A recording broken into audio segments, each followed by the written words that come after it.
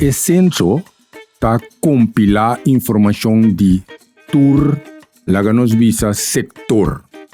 e vou chamar categoria, por exemplo, informação demográfico, tá regardar bo sexo, bo idade, também coisas que tem a ver com bo religião, é compilar diferente informação que você trabalha se ou não de com, passou essa que não está bem junto de total. Então tem total aqui o nota